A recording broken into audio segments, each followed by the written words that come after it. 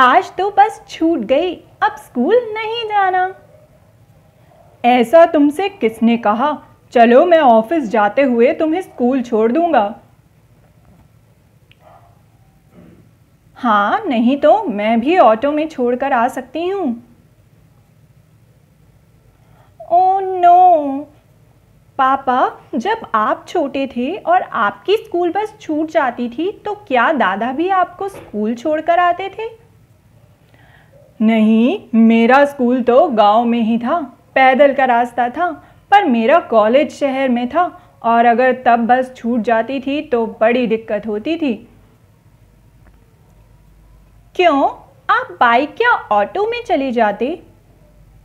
हमारे ज़माने में गांव में सिर्फ 2 या 3 बार बस आती थी, ना ही इतने पक्के रास्ते थे, या फिर हम बैलगाड़ी में सफ़र करते थे, जो मिल जाए तो। शहर में फिर भी बस ज़्यादा आती थी और यहाँ ऑटो और रिक्शा भी चलते थे, साथ ही टांगे भी। टांगे जो घोड़ा गाड़ी होती है ना, उसे कहते हैं। तो हमारे ज़माने में बस भी चलती थी और या फिर चलती थी बैलगाड़ी ज़्यादा, और टांगा यानी घोड़ा गाड़ी जो है वो चलती थी।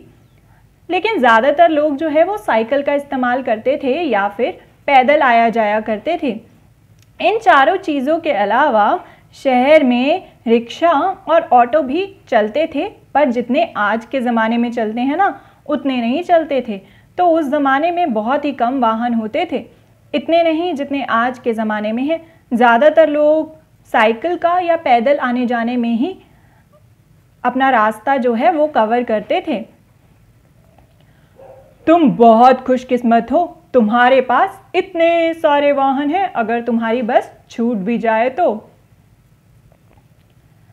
काश मैं आपके ज़माने में होती तो बस छूट जाती और मुझे स्कूल ना जाना पड़ता। लकी तो आप थे। अब बातें मत बनाओ, जल्दी चलो, यहाँ खड़े खड़े कहीं तुम आने वाले ज़माने में ना पहुँच जाओ और तुम्हारा स्कूल कहीं किसी और ग्रह पर ना चला जाए। फिर इसे लेने अंतरिक्ष यान आएगा। चलो जाओ जल्दी, बाय बाय।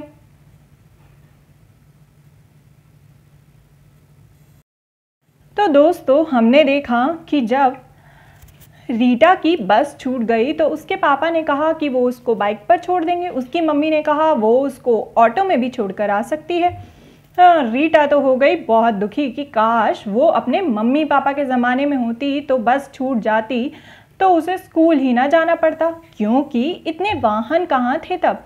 लेकिन आज कितने सारे वाहन हैं।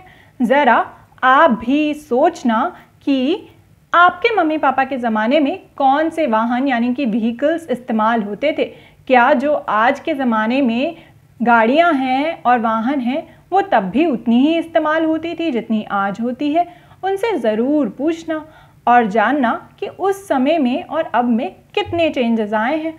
और ज़रा ये भी सोचना कि क्या सच में आने वाले ज़माने में कुछ सालों बाद अंतरिक्ष यान में हम स्कूल जाएंगे।